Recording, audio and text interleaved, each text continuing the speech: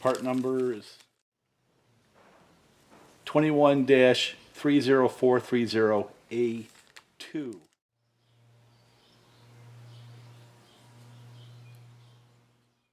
I'm hoping at the end of this process right here, I have a running motor that we can go out and play with at some point. So let's go see.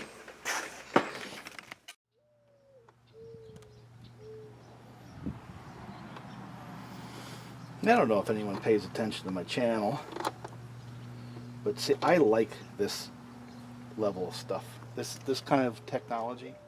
It's really simple. I did a video on a John Thread 70E, and was trying to make the point that the technology level was similar to what I was used to dealing with on the boat motors, and this motor right here is kind of case in point. Just really simple technology, and you know, I enjoy it. And, you know, may not be the most sophisticated guy, but this is the stuff that I enjoy working on, and this is what got me into working on motors when I was a very young kid. That's better. See, it's not going to kink up anywhere.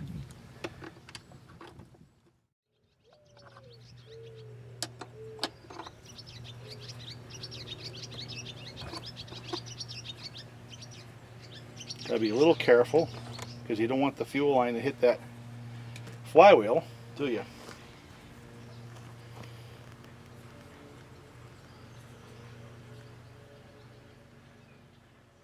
So let's see if this runs.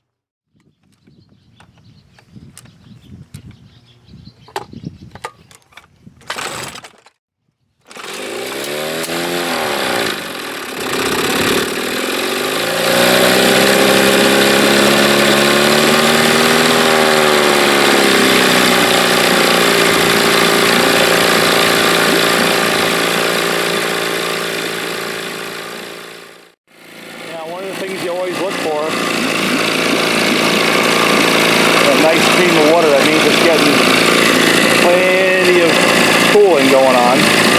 The impeller is just fine in that motor. Sounds good, doesn't it?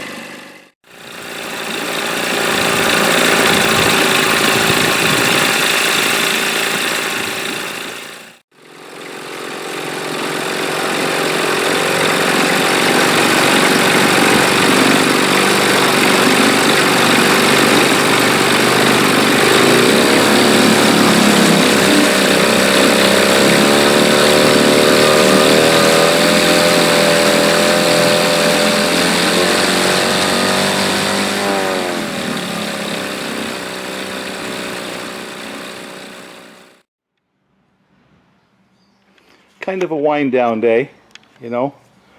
Was up in the hill working on a fairly large blowdown tree yesterday with Bob. Didn't do a lot of video. It's not that we don't have video, I just don't have time to edit it. And but we had fun. I think Bob and I are more about just hanging out than trying to do anything else. So it was a good day.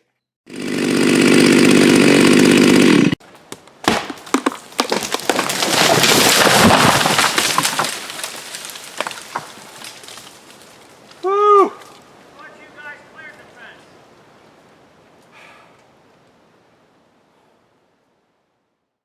This one here, the one I'm going to work on now, we got to evaluate it. I'm not sure what we have there. It came partially disassembled and the pull start wasn't working, you know.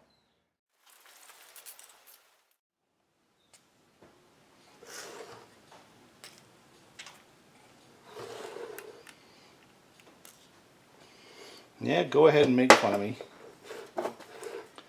The only technology that you're good at, old fart.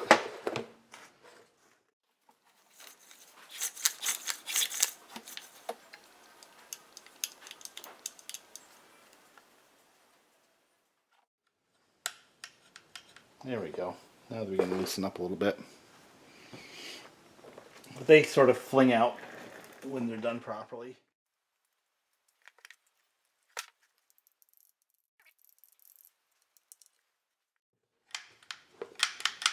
See that? These are the kind of problems I like to solve. So go ahead and make fun. By the way, a little detail, I'm not sure it matters, but the way you wind these up, you know how you do with a chainsaw where you actually take the cord and you wind it up on the inside of the recoil? But you can't do that with these, right? So what they've got is, if you see that big flat right there, that place for a big flathead screwdriver, if you loosen up this nut right here, you can actually rotate that to tighten up the spring. Now, do we have compression? Oh yes.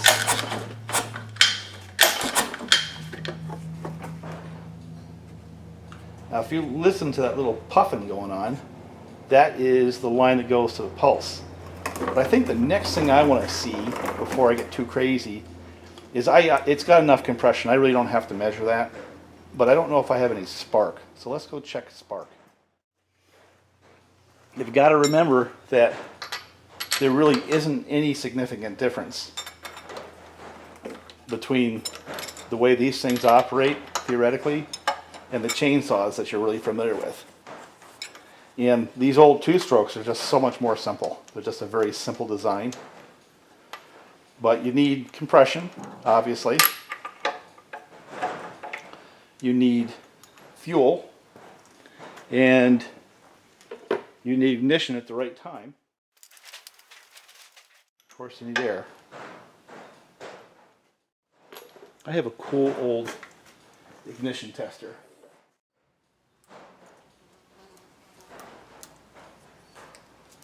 It's just kind of fun to use.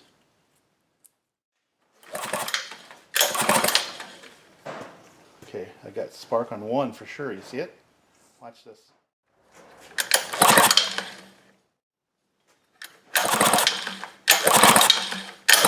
What do you think? Think I've got spark? Isn't that thing cool? So we got compression and we have spark. But do we have spark in the spark plugs?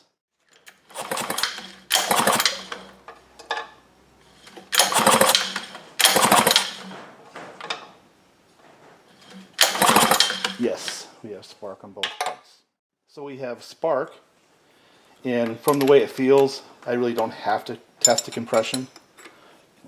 I know I've got good compression on this motor.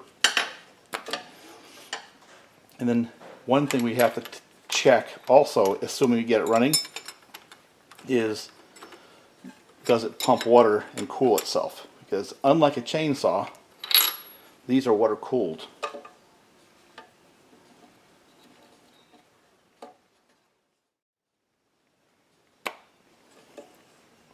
By the way, it is fairly important to route your plug wires on these the right way, because you can in fact interfere.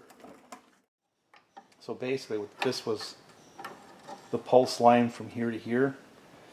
I'm not particularly happy with it, so I think one of my first operations is to replace that. The second thing I've noticed is the handle is not engaged. So we've got at least 2 more things to solve in this before we can actually try to pull it over and see if it in fact is going to start. So let me get the materials for a line. Okay, a couple of updates.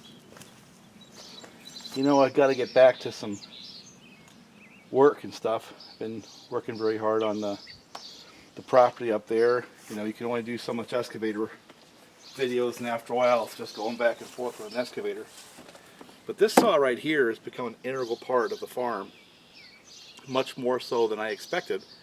Now usually you have a couple small gas saws and they kind of do the junk work. Well, this has absolutely taken over that task, and not only that, it's taken over some carpentry tasks.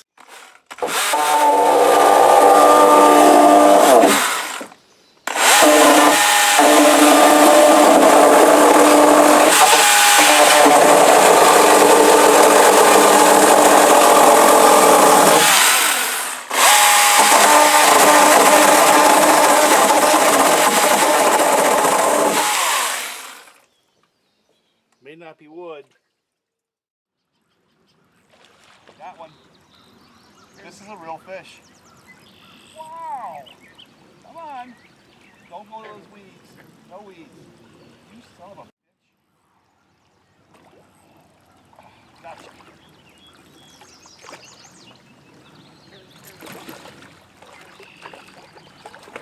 Come on in. Let's try this again. Put the plug in the carburetor. And as usual, it's not easy, because I had to pull the fuel fitting right there out, and there's like 2 vertical screws here with a spring. You got to move the motor to this side to let the one screw out, and then go back to let the other screw out. But other than that, not rocket science, I guess. See if we got motor. Plenty of choke.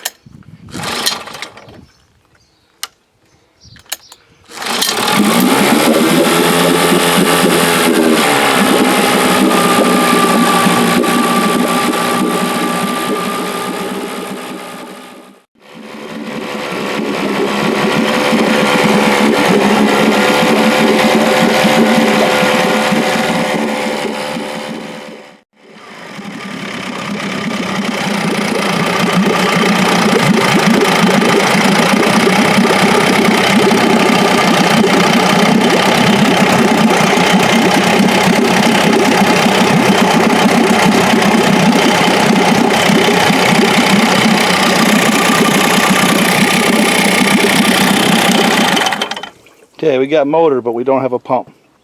So I think today's project is to put an impeller in that little motor, and that will get something done. I feel good about it. How's that?